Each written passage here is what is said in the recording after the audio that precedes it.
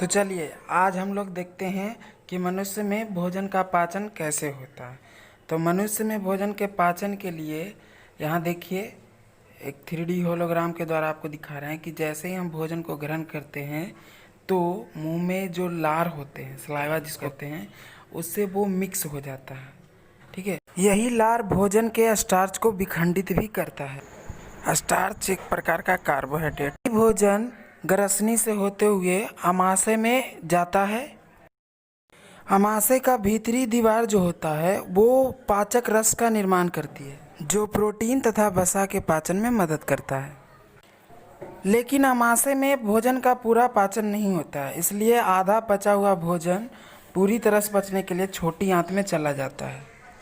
यहाँ छोटी आंत का पाचक रस भोजन को विखंडित करने लगता है। इसी के ऊपर दायां साइड ए लीवर होता है, जिससे पित्त रस का स्राव होता है, जो वसा के पाचन में मदद करता है।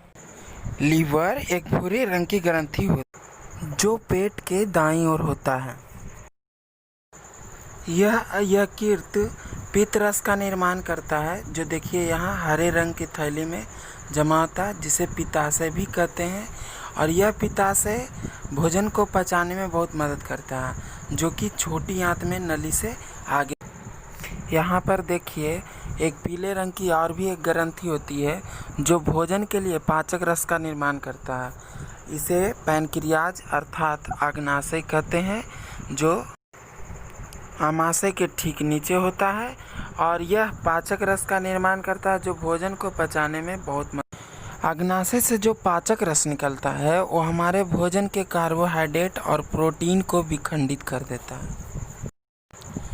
अब पित्त रस से और अग्नाशय रस से मिला हुआ भोजन फिर आगे बढ़ता है और छोटी आंत के द्वारा अवशोषित हो जाता है।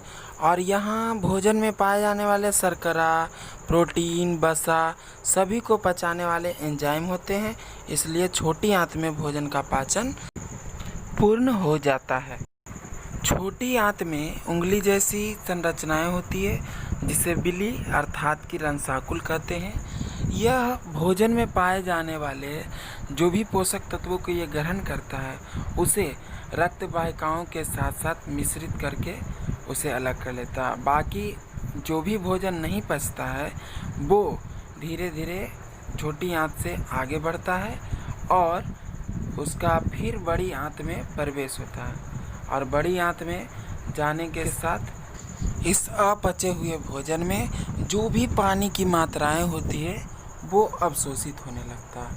फिर ये बड़ी आंत में इनकी दीवारों से टकराते हुए आगे बढ़ती है। यह अपचा हुआ भोजन होता है और जाकर अंत में यह मल द्वार अर्थात गुदा द्वार भी इसे कहते हैं, रेक्टम भी कहते हैं, यहाँ जाकर जमा हो जाता है। इस अपचे हुए भोजन को मल भी कहते हैं, जिसे हमें समय समय पर त्याग करना चाहिए। जैसे सुबह शाम हम लोग जाते हैं लैट्रिन, बाथरूम, टॉयलेट, तो जिससे पानी की मात्रा निकलती है और जो मल रेक्टम के पास जमा रहता है वो बाहर निकलता है। तो इस तरह से पाचन तंत्र का निर्माण होता है, जिसमें कि मुख गुहा, आमाशय, अग्नाशय, छोटी आंत, बड़ी आंत, रेक्टम, पित्तरस, यकृत, पित्ताशय, ये सभी भाग थे मिलकर पाचन तंत्र का निर्माण करता है।